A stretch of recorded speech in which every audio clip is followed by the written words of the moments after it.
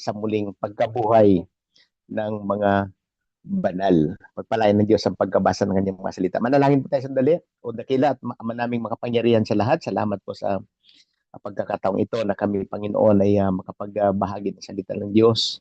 Salamat po at loobin niyo, Panginoon, na ito ay maging hindi lamang mapakinggan, kundi aming maipamuhay. Salamat po sa inyong gagawin. Samahan mo kami at pagtagumpayin mo kami. In Jesus' name. Amen. Amen. Amen. Okay. So, topic po natin ngayon is about giving without expecting. Giving without expecting. Napaka ganda po itong ating pag-aralan. Alam po ninyo, sa sanlibutan o ngayon, maraming tao na nagbibigay dahil nag-expect sila ng tinatawag na balik, ano, o in return. So, marami din nagbibigay ng tulong dahil gusto nila na i-recognize sila, no? Mabanggit yung pangalan. Minsan mga ano, no, yung mga ganung tao ay pag hindi nabanggit magtatampo, no? Lalo ngayon, ano, mayroong tinatawag po na yung nangyari sa Mindanao na mayroong pong nangyaring kalamidad. So, kumbaga sa ano po ay may mga magbibigay ng tulong na kailangan siguro mabanggit yung kanilang pangalan. Pero yun nga po ang sa kanila. O nagbibigay sila para pabor din sa kanila at nagbibigay din sila dahil nga po yung tinatawag na ano tawag dito? Yung uh, para magbalik din sa kanila, no? So, ulitin ko po, ano, giving without expecting. So, sa ating Panginoon, alam po ninyo, kakaiba yung ating Panginoon. Chapter 14 ng Luke ay ito yung panahon na ang ating Panginoon ay nakihalubilo sa mga makasalanan at nakikain pa siya doon sa bahay ng Pariseo. At napag-alaman niya na yung mga tao ay concern doon sa kalagayan ng isang tao, ng kumbaga sa ano yung kung ano yung kanilang makukuha at kung ano yung kanilang o kung mapaparangalan sila na yung mga ganun. Pero ang ating Panginoon Jesucristo ay nagturo po ng isang lesson about tinatawag na humility, generosity at doon sa tinatawag na kingdom of God na binabanggit ng ating Panginoon na kapag kayo ay naghanda o mayroong handa ang gagawin, ay sabi niya ay anyayahan nyo yung mga mahihirap. No? Anyayahan nyo yung mga mahirap, yung mga kapitbahay nyo na uh, o kumbaga sa ano sa handaan talagang karamihan na ang ini-invite ay yung mga kaibigan, di ba? Mga relatives, mga mayayaman, mga kapitbahay. Salip na tawag nito yung imbitahan ay yung mga uh, mahirap, ano? Sabi nga nung mga mahirap, yung mga lumpo, mga pilay, mga bulag na binabanggit dito.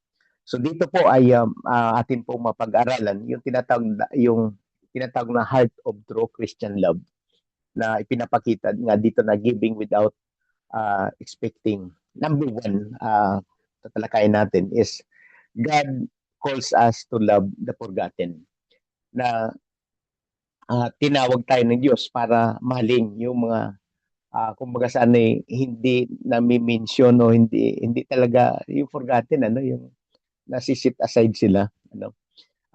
Especially i-mention ng ating Panginoon sino yon, ano, yung mga mahirap, the poor, no, mga mahihirap, mga lumpo, mga pilay, mga blind, ano, sila yung kumbaga sa ano nangangailangan talaga na ano yung ipinapakita dito na tanungin natin siguro sarili natin na tayo ba ay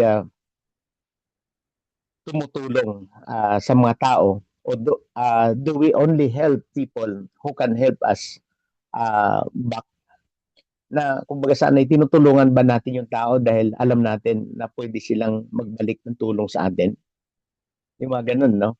Or tayo ba ay nagpapakita ng kabaitan doon sa mga tao na doon lang din sa atin within our circle, no? Na ganun ba tayo, no? O are we willing to love those who cannot repay us? Tayo ba ay willing na mahalin o tulungan yung mga taong hindi makapagbabalik ng tulong na gagawin natin sa kanila? Tapos niyo, sabi nga, true Christianity is in how we treat the weak and the needy. Na ang totoong Kristiyano, o sabihin natin Kristyanismo talaga, ay yung mga tao na tinutulungan yung mga tao o tinatrato yung mga tao na mahirap, mahina o talagang nangangailangan. 'Di ba sabi ni James, sabi ni James na o ni Santiago na nagre-remind sa atin, sabi nga yung pure religion daw is a caring for widows and orphans in their distress. Na kumbaga sa yung totoong relihiyon, ibig sabihin o yung pagiging relihiyoso ay yung tumutulong. Pag sinabi kasi yung sa Bible yung widows, yung talagang sila yung nangangailangan. Unlike today na maraming mga balo na sila po ay mas mayayaman. Pero noong panahon talaga nila, pag sinabing balo, kawawa, walang tumutulong. As in balo, wala talagang sabihin natin na kakayahan. Kaya nga ito'y tinuturo sa atin, tinawag tayo ng Diyos para, sabi nga, God calls us to love the forgotten. Na talagang abutin natin yung mga taong hindi makapagbabalik ng tulong sa atin. Kaya nga binabagit niya dito, na subalit kapag kayo'y, o kapag ikaw ay maghahanda, anyayahan mo ang mga mahihirap, mga lumpo, mga pilay, at mga bulag, na sigurado na talagang pag inanyayahan natin sila, hindi sila makapagbabalik ng tulong o anumang gagawin o yung magpapakain. Kasi yun ang standard na sanlibutan, ay libre mo ng pamasahe, yun ang dilibre sa'yo. Bigyan mo ng pagkain, yung mga nagbibigay din ng pagkain sa'yo. Di ba? Kaya nga, kumbaga sa ay doon na ipinapakita na kapag ang isang tao ay tumutulong, ay para bang kailangang magkaroon ng balik. But pinag-usapan natin, sabi nga, giving without expecting. So number 2, giving without expecting return. Huwag tayong magbibigay dahil gusto nating tumanggap ng tinatawag na balik sa atin. Na itinuturo ng ating Panginoon, yung tinatawag na radical generosity, talagang ibang klaseng generosity yung binabanggit. Kasi sa sanlibutan, sabi nga, tulungan mo yung mga pwedeng tumulong din sa iyo. Is talagang nag-expect ng return. But sabi ng ating Panginoon, sabi niya, tulungan nyo yung mga taong hindi makapagbabalik ng tulong sa iyo. Na kakaiba, yung sa sanlibutan, ang kanilang pananaw, tulungan mo yung mga taong maaari ding tumulong sa iyo. Okay? Pero sa ating Panginoon, kakaiba yung binabagid dito. Na tulungan yung mga tao na hindi makapagbabalik ng tulong sa iyo. Ang ganitong klase ng pagbibigay, this kind of giving reflects the heart of God. Na ito talaga nagre-reflect kung ano yung puso ng ating Panginoon. Na pinagpapala tayo ng Diyos, na talagang araw-araw, na tayo ay pinagpapala ng ating Panginoon na hindi natin mababalikan ang ating Panginoon ng anumang pwede nating ibalik. Halimbawa, humihinga tayo, di ba? Humihinga tayo na libre, di ba?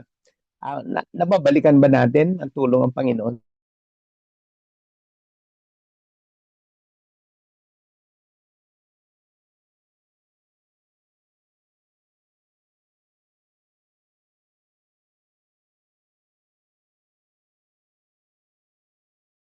Yan, naghang na si Pastor.